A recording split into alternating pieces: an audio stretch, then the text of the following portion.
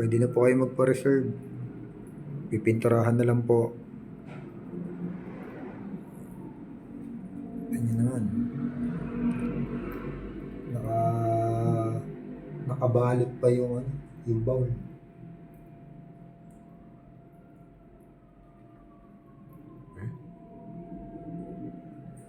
Pinturahan na lang.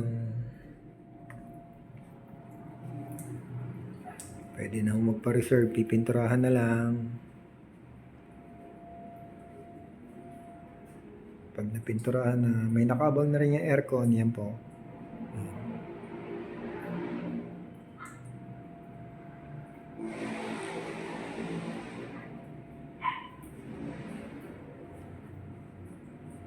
Yan, pipinturahan na lang po siya.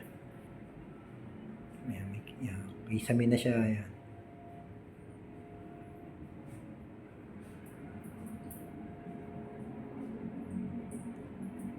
Yan, pwedeng gawing higaan, pwedeng gawing lagay ng mga gamit. Pinalagyan ko na storage. Yung ibabaw ng CR. Tapos ang natin, breaker natin, magkakahiwalay po yan. Main breaker, breaker ng aircon, breaker ng ilaw, tsaka breaker ng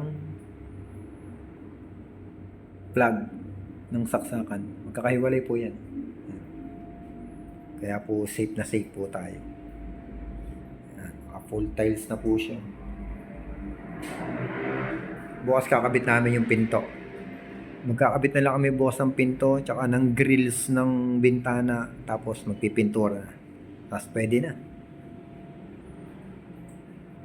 Yan, dito lang po yan sa mga gamit namin. Ito yung kusina. Ito CR. Pwede na po magpa-reserve. Dito lang yan sa malapit sa Tikling.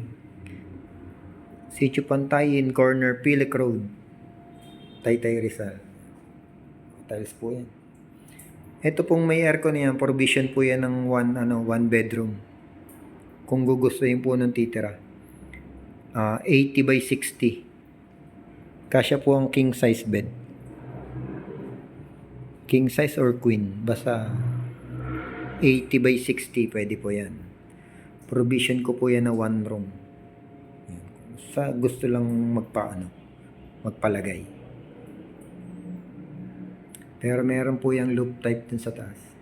Actually, yan, parang storage, pwedeng higaan. Pwedeng storage. Papalagyan ko yan ng hagdan. Yung folded hagdan. Folded stair. Para hindi atako sa space. Dito, yan. Papalagyan ko yan ng foldable na hagdan.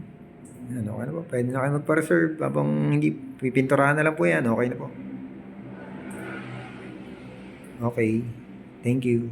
Kaya hindi tayo nakapag-rate sa Philippine Loop. Inuna ko muna to. Business first. Pero this year, magpi-Philippine Loop ako. Inuna ko muna to. Yan. Bukas, may pintura na yan bukas. Tsaka may grills yung Ito, gagawin namin grills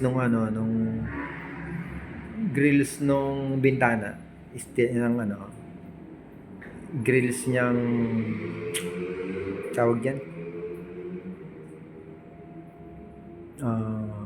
Jealousy. Malapit lang po ito sa Toyota. Ayan po yung Toyota. Ayan, Toyota po yan. Katabi lang po ako ng Toyota.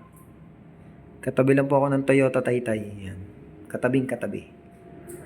Ayan, para serve na po. Okay.